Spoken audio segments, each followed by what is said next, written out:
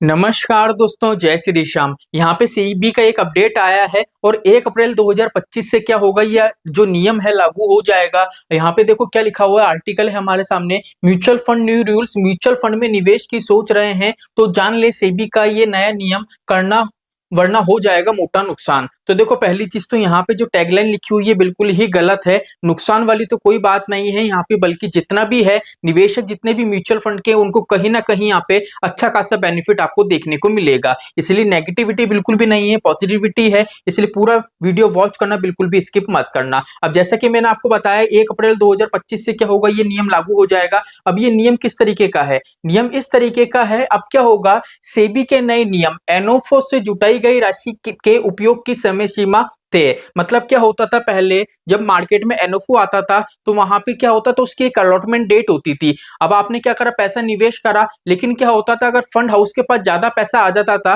ठीक है, भारी मात्रा में पैसा आ जाता था, तो काफी ऐसे निवेशक हैं जिनको क्या होता था, जो उनकी अलॉटमेंट डेट है उस तारीख तक भी क्या होता था, डैशबोर्ड में शो नहीं होता था। तो यहाँ पे क्या है, सेबी ने सीधा सा बोल दिया है कि भैया 30 दिन का टाइम रहेगा, 30 दिन के अंदर जितने भी निवेशक का पैसा है उसको मार्केट में क्या करो, आप निवेश करो। अगर निवेश नहीं कर सकते हो तो उनका जितना भी पैसा है बिना किसी अतिरिक्त शुल्क के साथ आप उनको रिफंड करो। ठीक है, तो पहली अपडेट तो ये है जिससे आपका कोई नुकसान होना नहीं है। तो यहाँ पे जो टाइटल था बिल्कुल ही गलत था। चलिए अब सेकंड यहाँ पे क्या है, स्ट्रेस टेस्ट अनिवार्य। जैसा आपने देखा था, अगर 2024 की बात करें तो वहां पे फरवरी मार्च अप्रैल में सेबी ने क्या करा था, जितने भी म्यूचुअल फंड एएमसी हैं उनसे स्ट्रेस टेस्ट की रिपोर्ट मांगी थी। अब ये स्ट्रेस टेस्ट क्या होता है, यहाँ पे क्या होता है, देखो सेबी ये बोलता है कि भैया एएमसी के अंदर निवेशक जितना भी पैसा जमा करा रहे हैं, ठीक है, वो पैसा किस तरीके से आप कहां कहां जमा कर रहे हो, किस तरीके की असेट्स एलोकेशन है, वो सारी जानकारी उस रिपोर्ट के अंदर होती है। तो अब सेबी ने कंपलसरी कर दिया है कि रेगुलर बेस पे यहाँ पे क्या होगा, आपको मंथली वाइज क्या होगा, स्ट्रेस टेस्ट की रिपोर्ट है सभी म्यूचुअल फंड एएमसी को देनी होगी, सेबी को।